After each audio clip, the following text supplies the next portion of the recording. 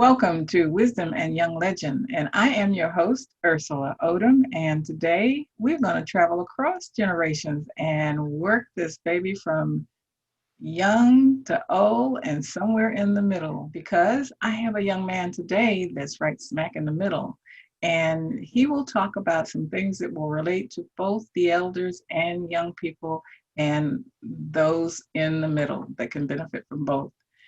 His name, Jason Oliver. Hello, Jason. Good evening, Miss Odom. How you doing? I'm just fine. Thank you very much. I'm so excited about your being a part of the show, Thank and you. especially the things that I know that you're going to talk about, because guess what? He's an author as well, and he has a new book coming out that I know that you're going to want to have because it will teach you something that will bring out the best of you.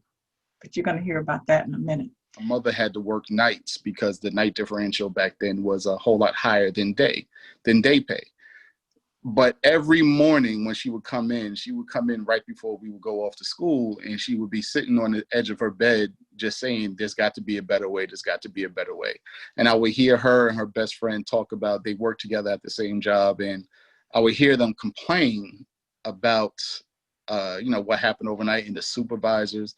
So what that led me to do is every time I would see this, it contradicted what my grandparents would tell me, which was go to school, keep up your grades to get a good job. Now, I have nothing against that.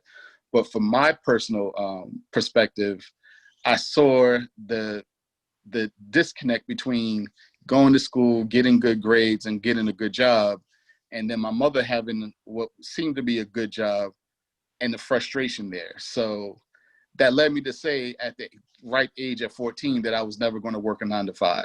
It is an honor and a pleasure to help you bring this to light. And so that the audience know what we're talking about, you about to let the world in on a secret. And what is that? Miss Ursula and I are working on a project, bringing forth a new book. Actually, it's my first book that is going published. I do have some other books that I've written, but never went this far. But this is my first official published book, and it's called How to Build a Superhero.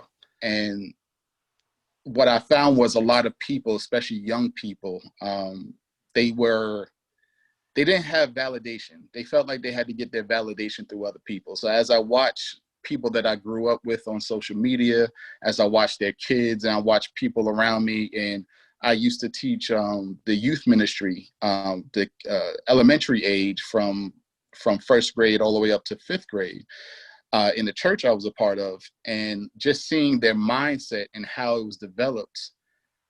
The children were being developed into a state of fear and a state of negativity where they didn't know themselves. So I've seen that across a whole bunch of generations. And I was wondering, how can we change this on a mass scale? This needs to be changed. We need to change people's minds. People need to understand that they're better than what they are.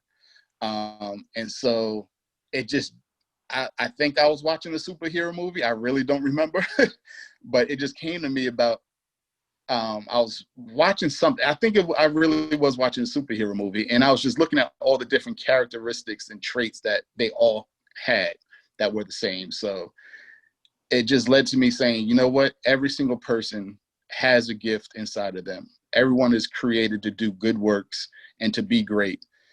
However, we have people going to the graveyard sitting on a whole bunch of gifts. As Les Brown likes to say, the most expensive place in the world is the graveyard.